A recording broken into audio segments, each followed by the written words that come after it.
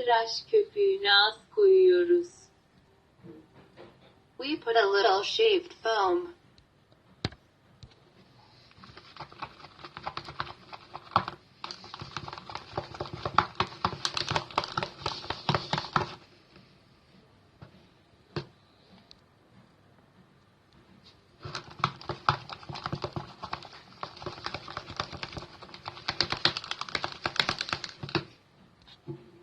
Boraks